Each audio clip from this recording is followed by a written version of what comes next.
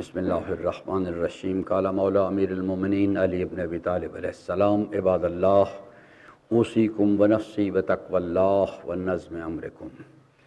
حضرات محترم، سب سے پہلے میں اپنے نفس کو اور آپ برادران کو تقوی الہی کی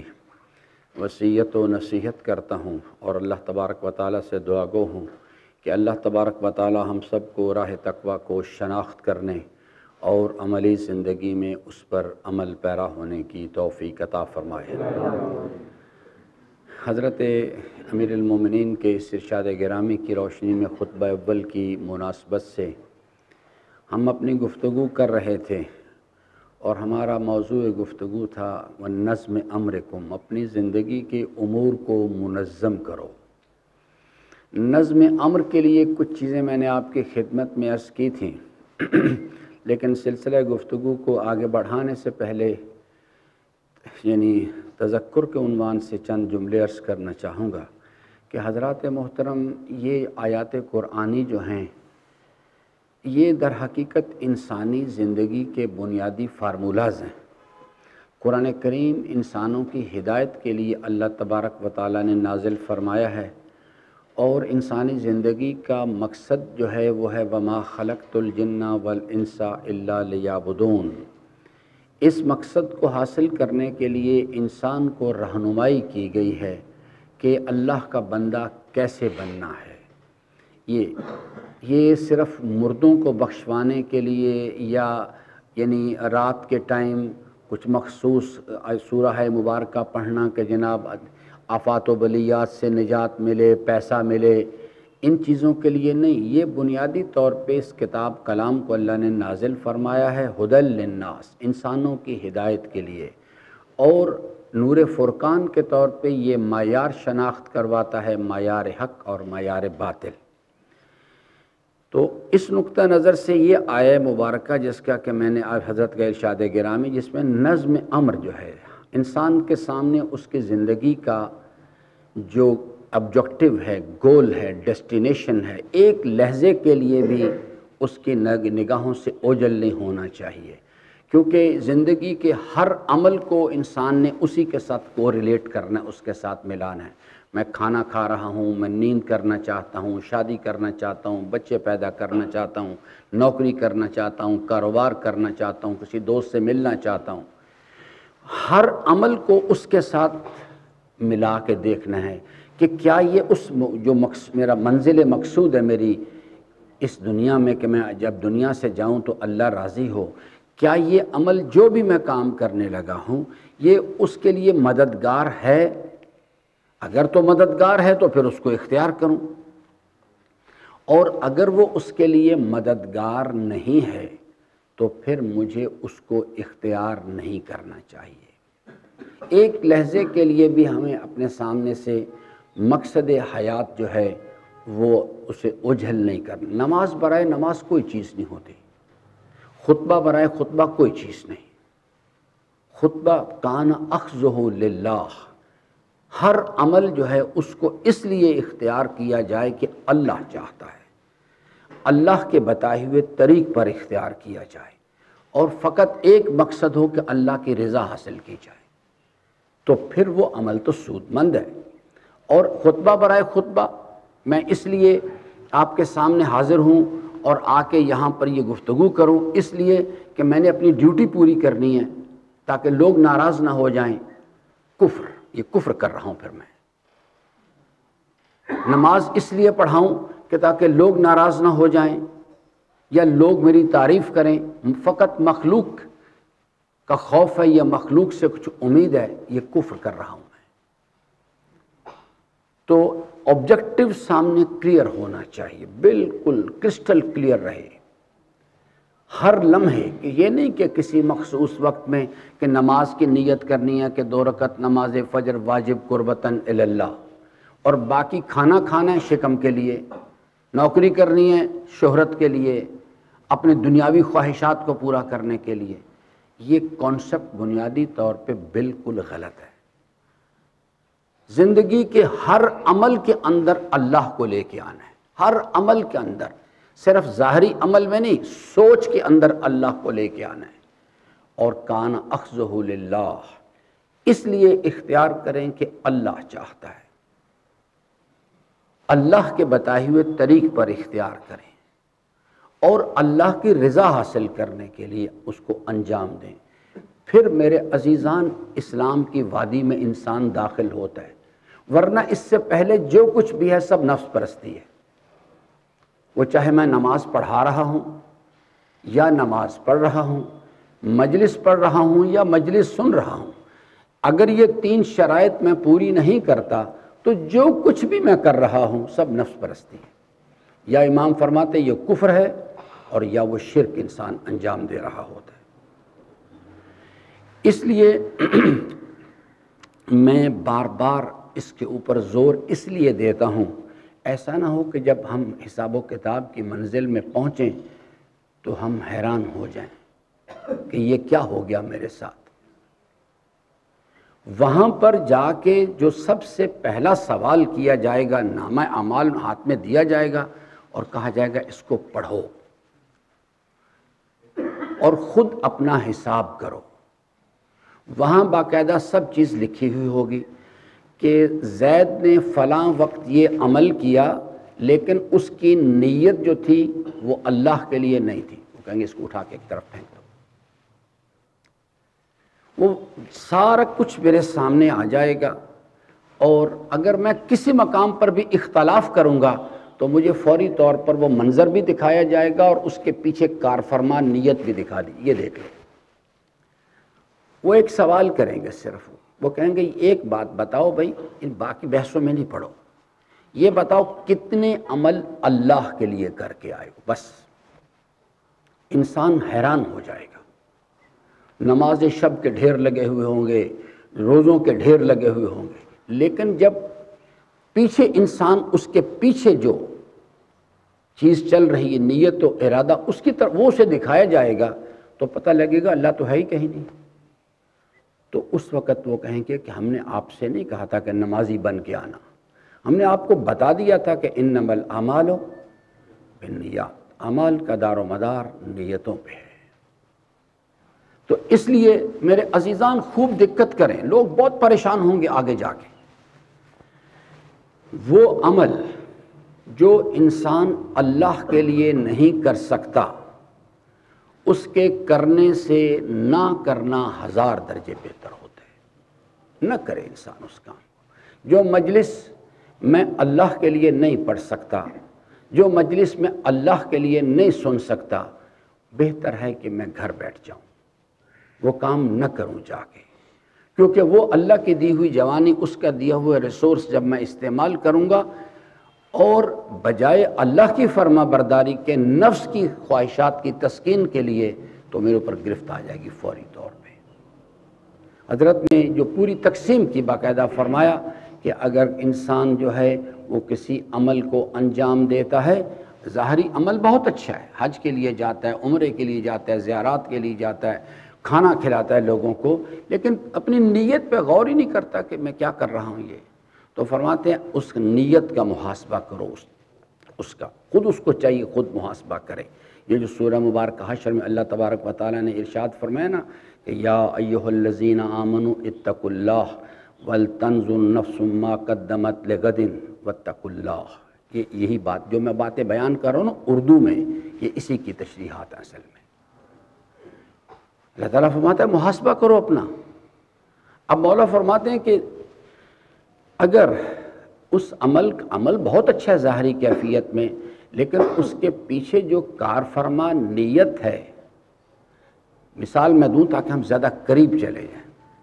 ہم اپنے خاندان میں کسی کی مدد کرتے ہیں، عمل تو بہت اچھا ہے، یا مسجد میں لوگوں کو افطاری کرواتے ہیں، کھانا کھلاتے ہیں، عمل بہت اچھا ہے،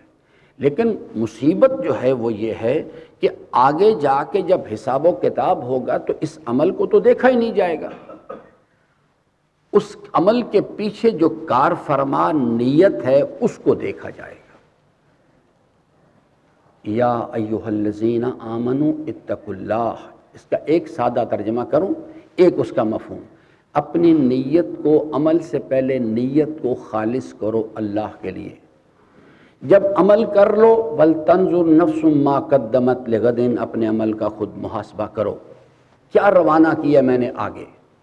اور اگر دیکھو کہ اس عمل کی نیت اللہ کے لیے ٹھیک نہیں تھی، یا وہ عمل اللہ کے بتائے ہوئے طریق پر نہیں کیا تھا، اور یا مطلوب اللہ کی رضا حاصل کرنا نہیں تھا، تو اللہ تعالیٰ فرماتا ہے وَاتَّقُوا اللَّهَ، میں پھر تمہارا پروردگار تمہیں نصیحت کرتا ہوں، اپنی اندر کی اصلاح کرو، اپنی نیت کو ٹھیک کرنے کی کوشش کرو۔ حضرت ارشاد فرماتے ہیں، کہتے ہیں کہ ایک انسان ایک عمل کرتا ہے، عمل ظاہری طور پہ بہت اچھا کھانا کھلاتا ہے لوگوں کو، خاندان میں لوگوں کے کام آتا ہے، پڑوس میں لوگوں کے کام آتا ہے، عمل بہت اچھا ظاہری کیفیت میں، لیکن پیچھے جو کار فرما نیت ہے اس میں فقط ایک چیز ہے کہ لوگ میری تعریف کریں، خاندان کے لوگ، محلے کے لوگ، ایسا بڑا با کمال آدمی ہے۔ فرماتے ہیں ظاہری عمل ٹھیک ہونے کے باوجود بھی اگر ایک انسان مال حلال بھی کما کے لایا اور مال حلال کے ذریعے سے بھی اس نے اس عمل کو انجام دیا، مگر حضرت ارشاد فرماتے ہیں یہ کفر کر رہا ہے،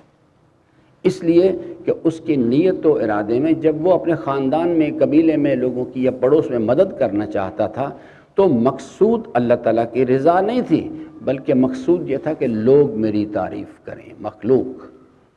تو حضرت فرماتے ہیں کہ یہ کفر کا عمل ہے۔ دوسرا مرحلہ فرماتے ہیں کہ اگر اللہ بھی ہے کہ اللہ بھی راضی ہو جائے اور لوگ بھی تعریف کریں، تو فرماتے ہیں اسی کو شرک کہتے ہیں۔ اور فقط ایک راستہ حضرت نے ارشاد فرمایا کہ انسان جو ہے ایک صورت میں بچ سکتا ہے کہ انسان جو ہے اس عمل کی فقط اللہ کے لیے انجام دے۔ پوچھا گیا کہ یہ کس طرح سے کرے، کیسے مجھے پتہ لگے کہ میں نے اس عمل کو اللہ کے لیے انجام دیا ہے؟ تو فرمایا کہ مومن کی علامت یہ ہے کہ وہ نیکی کرتا ہے بھول جاتا ہے، گناہ کرتا ہے یاد رکھتا ہے، اس نیکی کو اس لیے بھول جاتا ہے کہ اس کے پاس یہ آرزو ہی نہیں ہوتی کہ لوگوں کو پتہ لگے، نہ وہ لوگوں کے سامنے بیان کرنا چاہتا ہے اور نہ اس کے اندر آرزو ہوتی ہے۔ فرماتے ہیں عمل کے بعد اپنے اندر دیکھ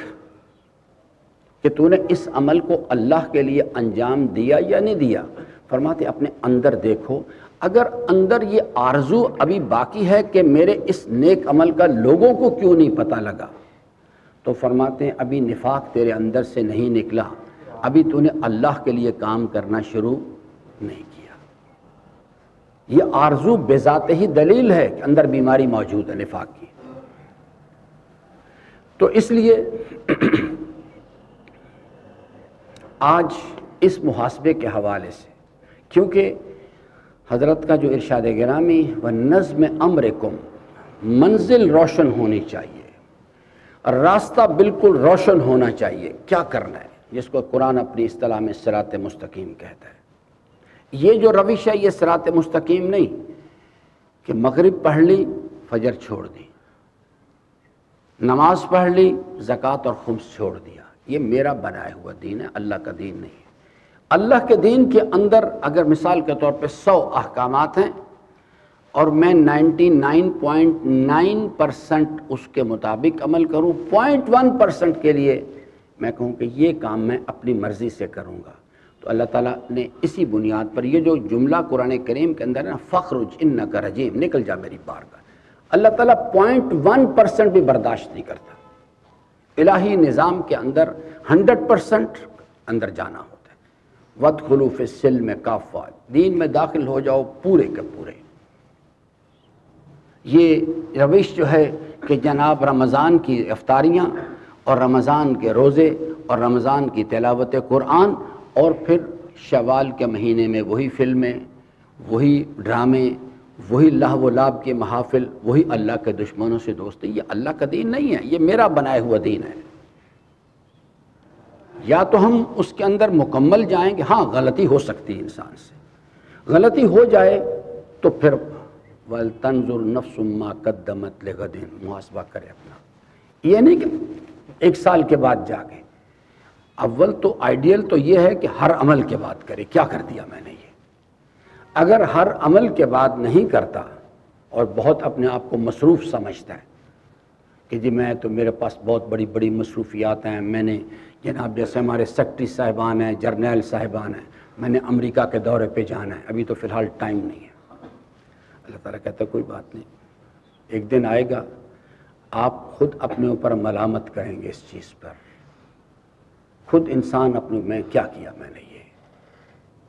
قبل ان لا ینفع البکا، خود روئے گا اپنے اعمال کو دیکھ کے،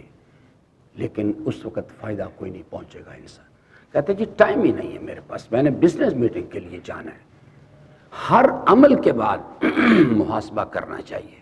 نہیں تو کم از کم 24 گھنٹے میں تو ایک مرتبہ تو ضرور کر لینا چاہیے۔ اب اگر وہ چیز جو ہے انسان سب سے پہلے عمل کے، میں انشاءاللہ ارادہ رکھتا ہوں، کوشش کروں گا کہ اگلے جمعے تک میں آپ کو یہ محاسبے کا چارٹ بنا کے دے دوں گا، آن ایئر کر دوں گا اس میں سوشل میڈیا پہ، کہ جو آدمی بھی اپنا محاسبہ کرنا چاہے شام کو یہ چارٹ نکال لے اور اپنے اس کو اپنے ٹک کرتا چلا جائے، اینڈ رزلٹ اسی وقت اس کے سامنے آ جائے کہ آج میں کہاں چلا گیا۔ وَلْتَنْظُرْ نَفْسٌ مَا قَدَّمَتْ لِغَدٍ، اپنا محاسبہ کرو خود اس چیز کے لیے۔ اب اس کے اندر 3 چیزوں پہ محاسبہ کرنا ہوتا ہے جو میں اس میں تفصیل لکھ دوں گا اس کے اندر ساری، اور یہ ہارڈلی 2 منٹ کا کام ہے، یہ کوئی اس کے نہیں بہت بڑا کوئی فلسفہ اس کے اندر یہ نہیں بہت بڑے کام کرنے پڑتے ہیں، صرف انسان نے ان الانسان بصیر علی نفسہ، خود اسے پتہ ہے اپنے بارے میں کہ میں کیا کر رہا ہوں۔ ایک چیز کی طرف اشارہ کرنا چاہتا ہوں آپ کو، اگر انسان جو ہے وہ عمل انجام دیتا ہے اور وہ محاسبہ کرتا ہے اور محاسبے کے نتیجے میں اسے پتہ لگتا ہے کہ سب سے بڑا فیکٹر جو دور حاضر کا ہے نا جس میں انسان مار کھا رہا ہے وہ نیت کا مسئلہ ہی ہے، کہ عمل کر رہے ہیں لوگ لیکن اپنی نیت کو اللہ کے لیے خالص کرنے میں کامیاب نہیں ہو پا رہے۔ ایک بڑی تعداد تو ایسی ہے جو متوجہ ہی نہیں ہے، ان کی طرف توجہ ہی نہیں ہے۔ یاد رکھیے گا ابلیس جب حملہ کرنے کے لیے آتا ہے تو وہ عمل کی ظاہری کیفیات پہ بہت کم حملہ کرتا ہے، وہ سب سے پہلے اس کا حملہ ہوتا ہے نیت کے اوپر ہے آگے، وہ انسان کو یعنی عمل کی تشویق دلاتا ہے، کہتا ہے کرو۔ لیکن میں مثال آپ کو دے دیتا ہوں، ہمارے ایک عالم دین بیان کرتے ہیں، وہ کہتے ہیں کہ میرے ایک ساتھی تھے، انہوں نے ایک کتاب لکھی شیطان کے حربے جو ہیں، کہ شیطان انسان کو کیسے گمراہ کرتا ہے، جو اللہ تعالیٰ فرماتا ہے نا وَلَا تَتَّبِعُوا خُطُوَاتِ الشَّيْطَانِ، اس موضوع پر کتاب لکھی کہ شیطان کے حربے کیا گمراہ کرنے کے لیے۔ کہتے وہ کتاب لکھ رہے تھے تو ان صاحب نے جو ان کے دوست تھے، انہوں نے کہتا میں نے عالم خواب میں ایک دن شیطان کو دیکھا، اس سے ملاقات ہوئی تو میں نے اس کو کہا کہ بھائی اب تمہارا فریب جو ہے وہ کام نہیں کر سکے گا، اب مسئلہ جو ہے ہمارے ایک ساتھی کتاب لکھ رہے ہیں اور جس وقت وہ کتاب جو آ جائے گی مارکیٹ کے اندر تو لوگ اسے پڑھیں گے، ان کو پتہ چل جائے گا، تمہارے فریب میں نہیں آئیں گے۔ تو وہ بیان کرتے کہتے ہیں کہ جب ابلیس نے میری یہ شیطان نے بات سنی تو ہنس پڑا، کہتا ہے برادر اس کتاب نے کیا اثر کرنا ہے لوگوں پہ جا کے، یہ کتاب میں ہی تو لکھوا رہا ہوں اسے، میں نے اس کے اندر وسوسہ پیدا کیا، اسے موٹیویٹ کیا اس کام کے لیے کہ تم تو اتنے بڑے عالم ہو، اتنے بڑے علامہ ہو، لوگوں کو پتہ ہی نہیں لگ رہا ابھی تک، تو تم ایک کتاب لکھو اور تمہیں تاکہ لوگوں کو پتہ لگے۔ تو اس نے کہا کہ تمہیں نہیں پتہ کہ ہر وہ کام جو جس کی ابتدا جس کی نیت اللہ کے ماں سے ہو بے سود ہوا کرتا ہے، اس نے کیا اثر کرنا ہے جا کے اس کتاب نے کسی پہ۔ وہ سب سے پہلا حملہ انسان کی نیت پہ کرتا ہے جا کے، اور جب نیت کو میں دوئی پیدا کرنے میں کامیاب ہو جاتا ہے یا نیت کو انحراف میں کی طرف لے جاتا ہے، پھر عمل کے منزل میں کبھی کچھ نہیں کہتا شاباش 10 دیگ نہیں 20 دیگ دو کھانے کی۔ مولانا صاحب سے کہتا ہے 1 مجلس نہیں 10 مجلسیں پڑھو، اس لیے اس کو پتہ ہے کہ جتنا زیادہ عمل کرے گا اتنا زیادہ اللہ سے دور جائے گا، یہ اتنا زیادہ یہ چیز اس کو گمراہ کرے گی۔ تو اس لیے سب سے پہلی چیز نیت اللہ کے لیے ٹھیک کریں، ورنہ یہ جتنے اعمال ہیں نا، بڑے بڑے ڈھیر لوگ لے کے جائیں گے اعمال کے، حوام منصورہ، ہم سب کے سب ایسے حوام ان کو تحلیل کر دیں گے، اس لیے کہ وہ عمل اللہ کے لیے انجام ہی نہیں دیے گئے تھے۔ آگے جو کچھ بھی ہونا ہے اس کا تعلق انسان کے عمل کی ظاہری کیفیات کے ساتھ نہیں، اس کا تعلق انسان کی نیت کے ساتھ ہے۔ بہرحال پھر دوسرے مرحلے میں اس کی ظاہری کیفیت پہ غور کریں۔ ظاہری کیفیت پہ ہم اس کی طرف بہت متوجہ ہیں کہ جناب سجدہ گاہ آگے ہونی چاہیے، صاف ہونی چاہیے، وہ اندرون کی سجدہ گاہ کی صفائی کی طرف متوجہ ہیں، لیکن اندرون قلب کی روح کی صفائی کی طرف متوجہ نہیں ہے۔ یہ سجدہ گاہ جو ہے کوئی مسئلہ نہیں اس چیز کے لیے کہ آپ ادھر وہاں جا کے فرش پہ پڑھ لیں، کوئی مسئلہ نہیں۔ اگر آپ مکہ مدینہ تشریف لے جاتے ہیں، وہاں پہ اس وقت ان کی وہابی حضرات کی حکومت ہے، وہ آپ کو مجبور کرتے ہیں اس چیز کے لیے، اور آپ کو خوف ہے کہ وہ آپ کو ان کا شر پہنچے گا ان سے، کوئی بات نہیں، اس پہ نماز پڑھ لیں، اسی کو اندر ٹھیک رکھے، اندر اس کی انر سیلف کی تقویٰ کہتے ہیں، انر سیلف کی ٹیوننگ کو ہے، اس کو ٹھیک کریں۔ یہ پیشانی جو ہے اگر اضطراری کیفیت ہے کوئی بات نہیں، کارپٹ پہ نماز پڑھ لیں۔ اللہ تبارک و تعالیٰ اس چیز کو نہیں دیکھتا بالکل بھی کہ میں نے یہ پیشانی کس پہ رکھی ہوئی، وہ اندر نظر کرتا ہے کہ میرے اندر کیا چیز چل رہی ہے۔ تو اس لیے ایک چیز کی طرف آپ کو توجہ دلاؤں گا، محاسبے کے اندر جس وقت آپ آئیں تو عمل کو مختلف جہات سے اس کا انالیسس کرنا ہوتا ہے۔ ان میں سے ایک چیز ہے آرام طلبی کا شوق، یہ سب سے چھوٹا سپاہی ہے۔ اندرون کی کربلا میں جو لشکر یزید ہے، نفس ہے، اندرون نفس امارہ جو ہے اندرون کی کربلا کا یزید ہے، اور یہ جو نفس کی خواہشات ہیں یہ اس کے سپاہی ہیں۔ آرام طلبی کا شوق، غیر محرم خواتین کو دیکھنے کا شوق، چاہے وہ اسمارٹ فون پہ ہو یا وہ ظاہری کیفیات کے اندر ہو، غیر محرم بیویوں کو دیکھنے کا شوق، یہ لشکر یزید کا سپاہی ہے اندر کا۔ مال حرام کے شوق، یہ اندرون کے لشکر یزید ہے۔ یہ اب آرام طلبی کا جو شوق ہے، اگر ہم اس کو نماز کے مسئلے میں کنٹرول نہیں کریں گے تو پھر میرے عزیزان یہ بڑے بڑے مسائل پیدا کرتا آگے جا کے۔ میں انشاءاللہ آنے والے وقت میں دوبارہ اس پہ آگے بات کروں گا۔ یہ جو آرام طلبی، یہ جو چیز ہے نا، یہ اوقات کی پابندی اور یعنی آرام، فجر کی نماز میں کوئی چیز رکاوٹ نہیں ہوتی انسان کے پاس۔ آپ سب حضرات جو تشریف فرمائے یہاں پہ ذرا پیچھے چند گھنٹے پیچھے جائیں نا، فجر کی نماز پڑھی کہ نہیں پڑھی، اور اگر پڑھی تو کس وقت پڑھی؟ کیا جس وقت مؤذن اذان کہہ رہا تھا حی علی الصلاۃ، اس اللہ کے منادی کیا جس طرف وہ فلاح و کامیابی کی طرف وہ دعوت دے رہا تھا، کیا مجھے اس رب کا یقین تھا، اس پیغام کا؟ کیا اس یقین نے مجھے بستر سے اٹھا دیا، یا میں لیٹا رہا کہ اچھا پڑھ لیتے ہیں، ابھی پڑھ لیتے ہیں؟ یہ اصل میں اندرون کی کربلا میں کھیل ہو رہا ہوتا ہے۔ وہ چاہتا ہے کہ یا تو اول تو میں نماز ہی نہ پڑھوں، اور اگر پڑھوں تو پھر آخری وقت میں جا کے یا قضا کر کے، اور پھر نتیجہ کیا نکلتا ہے؟ حضرت نے فرمایا کہ جب ایک انسان جو ہے وہ اول وقت میں نماز پڑھتا ہے تو اللہ تبارک و تعالیٰ اس نماز کو بھی ایک مجسم وجود عطا کرتا ہے، ایک سفید نورانی شکل میں اس نماز کو وجود، ابھی جب ہم پڑھیں گے ابھی یہ کام ہوگا، اس کو سفید نورانی شکل عطا کی جاتی ہے اس کی نماز کو، اور وہ اپنے صاحب کے پاس آتی ہے اور آ کے اس کو کہتی ہے کہ جیسے تنہیں مجھے آباد کیا اللہ تجھے بھی آباد کرے۔ اور جب ایک انسان صرف آرام طلبی کے شوق میں اسی نماز کو یا تو آخر وقت میں جا کے ادا کرتا ہے اور یا قضا کر دیتا ہے تو وہ نماز بھی ہوا میں کوئی تحلیل نہیں ہوتی۔ حضرت فرماتے ہیں اللہ تبارک و تعالیٰ اس نماز کو بھی ایک مجسم وجود دیتا ہے،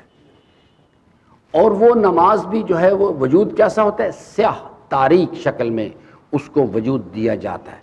اور وہ بھی اپنے صاحب کے پاس آتی ہے اور آ کے کہتی ہے جیسے تو نے مجھے برباد کیا اللہ تجھے بھی برباد کرے۔ یہ ہمارے اپنے اعمال ہی ہمارے اوپر نفرین کرتے ہیں آگے۔ اب رکاوٹ کیا ہے؟ آرام طلبی کا شوق۔ اگر اس کو اس مرحلے پر اس کو کنٹرول نہیں کیا جائے گا، اگر اس مرحلے پر اس کو ہم کنٹرول نہیں کریں گے تو پھر میرے عزیزان یہ آگے ٹریول کرتا ہے۔ وَلَئِن كَفَرْتُمْ إِنَّ عَذَابِي لَشَدِيدٌ، یہ آگے یہ انسانی زندگی کے دیگر مراحل میں داخل ہوتا ہے۔ یہ جو آپ کو امیر المومنین کا خطبۃ الجہاد میں ملتا ہے نا یہ چیز، کہ حضرت ارشاد فرماتے ہیں اس میں کہ ایھا الناس، تم نے کیا میرے ساتھ سلوک کیا ہے، تمہاری نافرمانیوں نے میرے کلیجے کو پیپ سے بھر کے رکھ دیا ہے۔ جب سردی کا زمانہ آتا ہے تو میں تم سے کہتا ہوں چلو میدان جہاد کے لیے نکلتے ہیں، تو تم کہتے ہو مولا سخت سردی کا زمانہ ہے، ذرا گرمی آ جانے دیں۔ پھر جب گرمی آ جاتی ہے، یہ بچے کس برادر کا ساتھ ہے، برادر انہیں آپ پیچھے لے کے جائیں، ان کو باہر بٹھائیں انہیں، کہ